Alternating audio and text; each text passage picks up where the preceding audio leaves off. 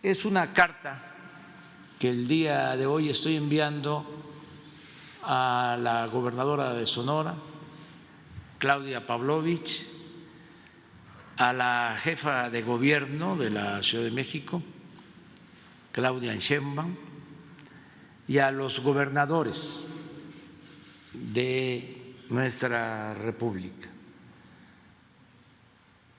Y quiero leerla para que los mexicanos se enteren.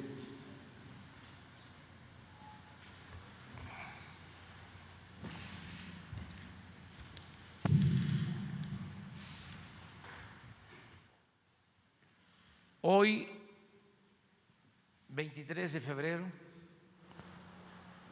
cuando recordamos tristes y avergonzados el horrendo crimen cometido por déspotas y tiranos en contra del presidente Francisco I. Madero y del vicepresidente José María Pino Suárez, me dirijo a ustedes para hacerles con absoluto respeto a sus personas, investiduras, facultades y autonomías constitucionales una atenta recomendación con miras a las próximas elecciones y con el más sincero propósito de establecer en definitiva una auténtica democracia en nuestro país. En muy pocos momentos de nuestra historia se ha visto realizado este ideal de la democracia. Y recuerdo tres. Primero, cuando triunfó el movimiento revolucionario y gobernó el apóstol de la democracia, Francisco I. Madero. Luego, en el año 2000, cuando se respetó el triunfo del Partido Acción Nacional y de su candidato a la presidencia,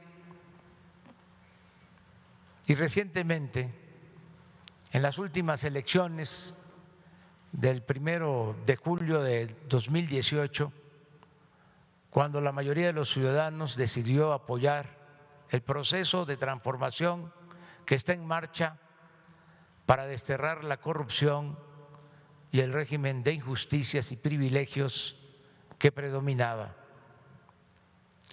Como es evidente, en la actualidad hay condiciones inmejorables para convertir en realidad esa aspiración histórica de México y establecer una verdadera democracia en nuestro país.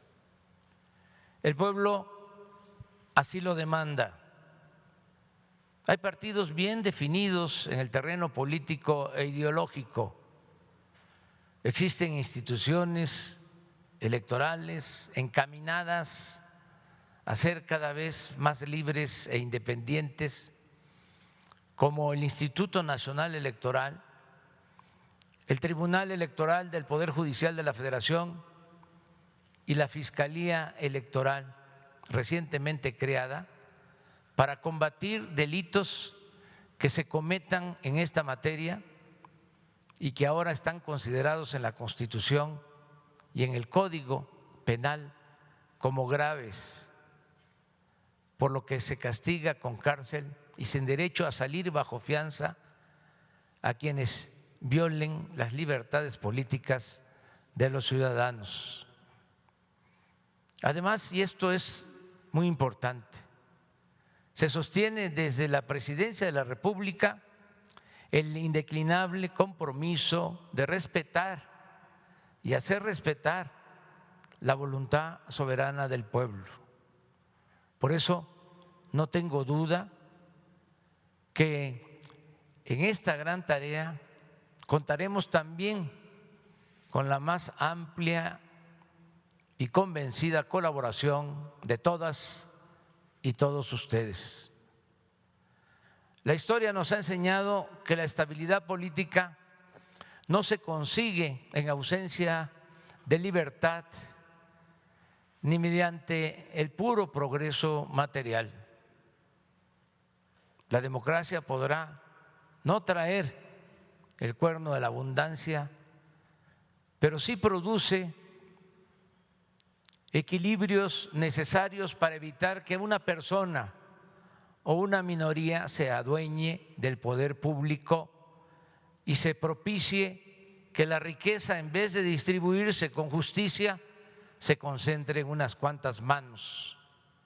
No olvidemos que muchos de los problemas que han dado al traste con el progreso de México se han originado por la corrupción engendrada por el predominio de un sistema político elitista y antidemocrático. En consecuencia, gobernadora, gobernadores y jefa de gobierno de la Ciudad de México, les propongo de la manera más horizontal y respetuosa que establezcamos un acuerdo nacional en favor de la democracia. Por mi parte, les manifiesto que actuaré, como siempre, con absoluta rectitud y en defensa de la soberanía popular. Y a esto mismo les convoco a ustedes. Concretamente, les exhorto a que no intervengamos para apoyar a ningún candidato de ningún partido, a no permitir que se utilice el presupuesto público con fines electorales, a denunciar la entrega de dinero del crimen organizado o de la delincuencia de cuello blanco para financiar campañas, a impedir la compra de lealtades o conciencias, a no traficar con la pobreza de la gente, a no solapar a tramposos o mapaches electorales, a evitar el acarreo y el relleno de urnas, la falsificación de actas y todas esas abominables prácticas ilegales y antidemocráticas que deben quedar en el pasado de manera definitiva. Sigamos el ejemplo del gran Francisco I. Madero, cuyo principal aporte se dio precisamente en el terreno de la democracia. En ese aspecto no hay precedente en nuestra historia. Nadie como él ha creído con tanta devoción en la democracia. Nadie se ha preocupado tanto como él por hacer realidad ese ideal que era la más profunda de sus convicciones. Creía con toda sinceridad que al establecerse una república democrática, México podría resolver sus grandes y graves problemas y avanzar con libertad y justicia. Madero no solo nos legó el esbozo de este proyecto alternativo de nación que ha debido esperar un siglo a las condiciones para hacerse realidad, sino que dio lecciones de cómo hacerlo en medio de la tempestad. Su congruencia en este fundamental asunto se advierte de principio a fin. Todavía estaba en Ciudad Juárez cuando declaró en mayo de 1911 a un periodista estadounidense del New York World: al subir yo al poder voy encarnando dos principios, uno de ellos sancionado ya por la Constitución y que de mí depende que se cumpla, y que es el de la no reelección. Otro, el sufragio efectivo. Para lograr este último se necesita reformar la ley electoral y esto depende principalmente del pueblo, pero yo me voy a constituir en el principal guardián de esa prerrogativa popular y consideraré que mi principal deber es facilitar la libre manifestación de la voluntad popular a fin de que las leyes sean genuina expresión de esa voluntad. En una palabra, voy a ser el principal amigo y defensor de las libertades del pueblo. por los momentos históricos por los que atraviesa México, considero secundario todo lo demás. Ya en la presidencia son muchas las muestras de respeto al sufragio y casi inexistentes las denuncias por violaciones de los procesos electorales por parte del Ejecutivo Federal. Madero, como ningún otro presidente en la historia, procuró que las elecciones fueran libres y limpias. Veamos algunos ejemplos documentados por el historiador Alfonso Taracena. El 16 de enero de 1912, Madero escribe a Manuel M. Alegre, gobernador de Veracruz, para señalarle que en las elecciones locales, cito, es indispensable obrar con rectitud y usted más que ninguno es una garantía para el voto de los veracruzanos. 3 días después le recuerda que él está decidido, el presidente Madero, en todos los casos a apoyar al que tenga la mayoría de votos en la elección de gobernador. Le repito, le dice el 23 de enero, para mí es exactamente igual cualquiera de los dos candidatos que resulte triunfante, pues únicamente deseo que el que tenga más votos resulte electo, por ser esos los principios porque tanto hemos luchado. Finalmente, el 29 de ese mismo mes, le expresa su satisfacción porque los resultados obtenidos demuestran que hubo libertad completa en las elecciones. El 25 de enero de 1912, Madero le escribe al general Jerónimo Treviño, que seguía siendo el hombre fuerte de Nuevo León. Cito, usted sabe que los principios de nuestro gobierno son hacer que sea respetado el voto público en todo y por todo, y considero que únicamente son estables en los gobiernos de los estados los gobernadores que cuentan con la mayoría. Por estas circunstancias me permito suplicar a usted se dirija en lo confidencial al gobernador, al general Estrada y personas influyentes del estado para recomendarles la más absoluta neutralidad en las elecciones y que dedique todos sus esfuerzos para hacer que sea respetado el voto público. El 28 de mayo, en víspera de los comicios, expone con precisión a Manuel Mestre Illaza, gobernador de Tabasco, el principio de equidad que debía prevalecer entre los candidatos. Decía, lo prudente y justo es colocar a unos y otros en un perfecto pie de igualdad, de manera que sus trabajos de propaganda puedan llevarse a cabo dentro de la más completa libertad.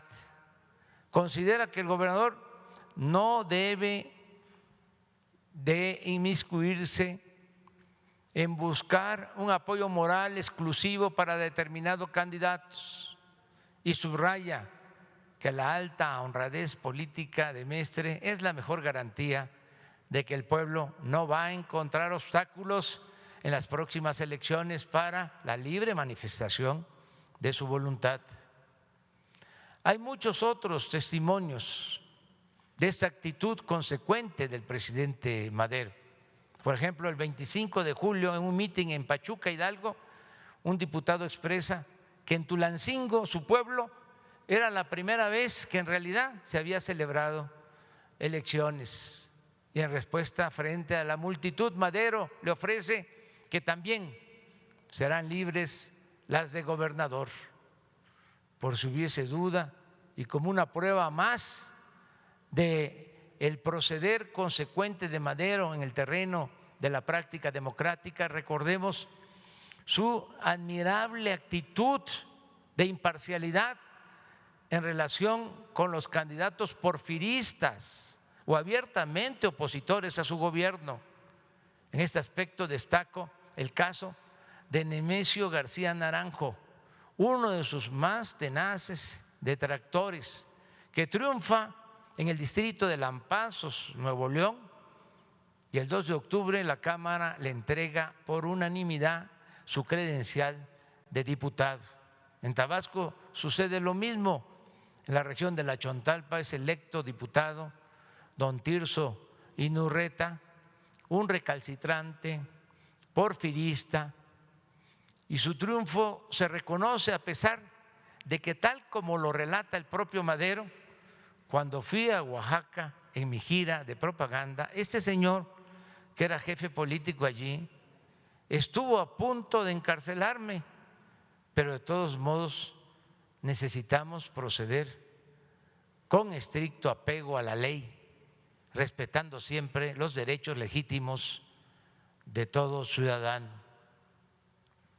La diferencia abismal entre Madero y Porfirio Díaz la describe de manera magistral José Vasconcelos en 3 renglones, haciendo evidente, dice, el contraste de un presidente demócrata que se informa de los nombres de los diputados al mismo tiempo que el público,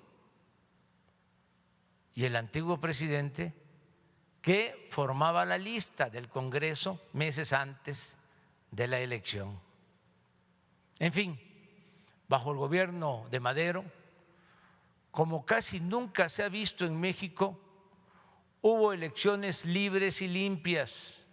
Esto, por si fuera poco, se logró en medio de intensas turbulencias políticas y sin antecedentes de una práctica democrática en otros momentos de nuestra historia. Es decir, quedó manifiesto, y esa es una de las lecciones de Madero, que ayuda mucho la voluntad presidencial de hacer valer el sufragio efectivo y convertir en realidad un sistema de gobierno representativo, popular y verdaderamente democrático.